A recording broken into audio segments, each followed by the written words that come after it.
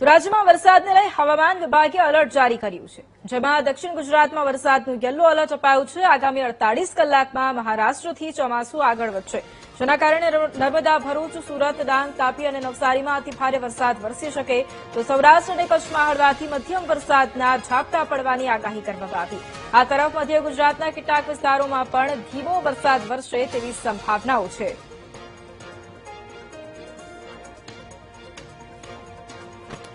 એક તરફ ચોમાસું મહારાષ્ટ્રથી આગળ વધશે અને રાજ્યમાં હવે વરસાદનું એલર્ટ પણ હવામાન વિભાગે જારી કર્યું છે।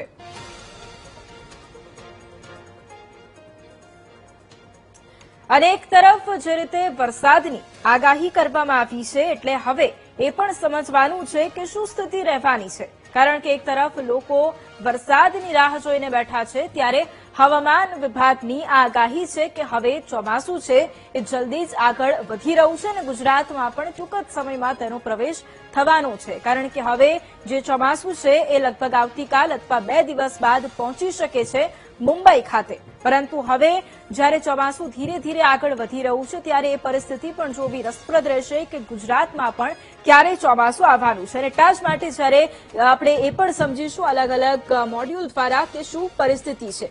હવે આપ અહીંયા સૌથી પહેલા જે જોઈ રહ્યા છો કે જ્યાં ગુજરાતની અંદર ચોમાસું છે એ હવે થોડે જ દૂર છે અને એ પરિસ્થિતિ આપણે અત્યારે જોઈ રહ્યા છે। અહીંયા આપ જોઈ રહ્યા છો કે જે અરબી સમુદ્ર છે ત્યાં આગળ સિસ્ટમ બની રહી છે, એક મજબૂત સિસ્ટમ બની રહી છે અને એની જે સીધી અસર છે એ ગુજરાત પર થવાની છે। અરબી સમુદ્રમાં આ મજબૂત સિસ્ટમ બનતી દેખાઈ રહી છે। આ તરફ જે મુંબઈ સહિતના ભાગો છે ત્યાં વરસાદની એન્ટ્રી લગભગ આવતીકાલ સુધી થવાની છે અને પ્રી મોન્સૂન એક્ટિવિટીની શરૂઆત આ ભાગોમાં થઈ ચૂકી છે। આપ જોઈ રહ્યા છો કે સૌરાષ્ટ્ર પંથકમાં પણ અહીંયા વરસાદ જોવા મળી રહ્યો છે અને દક્ષિણ પંથકમાં પણ અહીંયા વરસાદ જોવા મળી રહ્યો છે, એટલે કે આ પરિસ્થિતિ ગુજરાતની રહેવાની છે। હવે વિંડીના માધ્યમથી આપણે એ સમજવાનું છે કે કયા ભાગોમાં વરસાદ રહેવાનો છે। આપણે સૌથી પહેલા એ સમજવાનું છે કે આજે કયા ભાગોમાં ભારે વરસાદની આગાહી કરવામાં આવી છે। અહીંયા આપ જોઈ શકો છો કે લગભગ જે અરબી સમુદ્ર છે ત્યાં આગળ સિસ્ટમ એ મજબૂત થઈ રહી છે અને આ જ મજબૂત સિસ્ટમ છે એ ગુજરાતને વરસાદ માટે મદદરૂપ રહેવાની છે। આપ જે પ્રમાણે જોઈ શકો છો કે દક્ષિણ ગુજરાતના એક તરફ ભારે વરસાદની આગાહી કરવામાં આવી છે અને એની સાથે સાથે સૌરાષ્ટ્ર પંથકમાં પણ વરસાદની આગાહી કરવામાં આવી છે।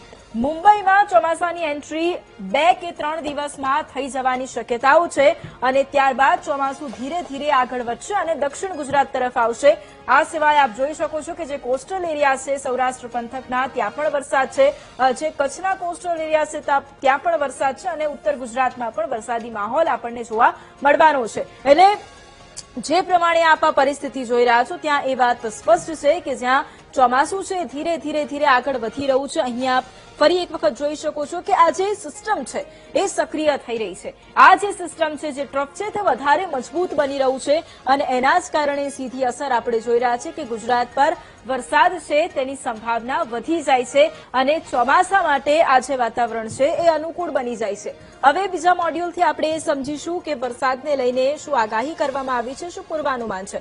હવે આપણે જોઈશું તો એ વાતનો ખ્યાલ આવશે કે 22 તારીખ એટલે આજે જે અમુક ભાગો જેમ કે સૌરાષ્ટ્રના એ ભાગો છે, પૂર્વ વિસ્તારો હોય કે પછી મધ્ય ગુજરાતના એ ભાગો હોય ત્યાં વરસાદની આગાહી છે અને દક્ષિણ ગુજરાતમાં ભારે વરસાદ વરસી શકે છે તેવી આગાહી કરવામાં આવી છે।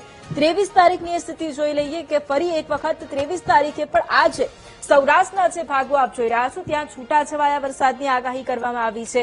જે મધ્ય ગુજરાતના ભાગો છે ત્યાં આગળ છૂટાછવાયા વરસાદની આગાહી કરવામાં આવી છે। મધ્ય ગુજરાતનો કેટલોક ભાગ જેમ કે વડોદરા છે સહિતના વિસ્તારો છે ત્યાં આગળ આપણને થોડો વધારે વરસાદ જોવા મળી શકે છે અને જેમ એક સિસ્ટમ જે સક્રિય થઈ રહી છે અરબી સમુદ્રમાં તેની સીધી અસર આપણને એ પણ જોવા મળી રહી છે કે દક્ષિણ ગુજરાતમાં વરસાદનું પ્રમાણ વધી રહ્યું છે। એ જ પરિસ્થિતિ આવતીકાલની પણ પરિસ્થિતિ આપણે જોઈ રહ્યા છે કે જ્યાં 2 દિવસ પછી શું રહેવાનું છે, ત્યારે 2 દિવસ પછી આપણને દેખાય છે કે લગભગ ભાવનગર, અમરેલી, ગીર સોમનાથ એટલે જે સૌરાષ્ટ્ર છે કોસ્ટલ બેલ્ટ છે ત્યાં આગળ વરસાદની શક્યતા રહેશે અને સાથે જ જે દક્ષિણ ગુજરાતના ભાગો છે ત્યાં વરસાદની શક્યતાઓ રહેવાની છે। એટલે લગભગ આપણે 2 થી 3 દિવસની એ પરિસ્થિતિ જોઈ કે જ્યાં એક તરફ આવતીકાલે પણ સારો એવો વરસાદ દક્ષિણ ગુજરાતમાં રહેવાની સંભાવનાઓ છે। એટલે અલગ અલગ મોડ્યુલ થકી આપણે એ વાત સમજી છે કે જ્યાં એક તરફ વરસાદને લઈને હવામાન વિભાગ દ્વારા જે આગાહી કરવામાં આવી છે તેમાં એ કહેવામાં આવ્યું છે કે આગામી સમયની અંદર ગુજરાતમાં વરસાદની એન્ટ્રી થવાની છે. એક સપ્તાહ બાદ વરસાદની એન્ટ્રી ગુજરાતમાં થઈ જવાની છે, કારણ કે મુંબઈમાં આવતીકાલથી લઈને 2 થી 3 દિવસમાં સામાન્ય રીતે એન્ટ્રી થઈ જશે અને એની જે સીધી અસર ગુજરાત પર જોવા મળશે. અને આપણે એ પણ અલગ અલગ મોડ્યુલ થકી જોયું છે કે જ્યાં જે વરસાદની જે સ્થિતિ છે એ વધારે મજબૂત બની રહી છે અને એની જ જે સીધી અસર છે એ આપણને ગુજરાતમાં જોવા મળી રહી છે. હવે એક સપ્તાહની રાહ અને એક સપ્તાહ બાદ જે ચોમાસું છે એ ગુજરાતમાં વિધિવત રીતે પ્રવેશી જવાનું છે. પરંતુ એ પણ જોવું રસપ્રદ રહેશે કે જ્યારે ચોમાસાની એન્ટ્રી ગુજરાતમાં થાય છે ત્યારે આગામી સમયની અંદર વરસાદ કેવો વરસે છે. સમાચાર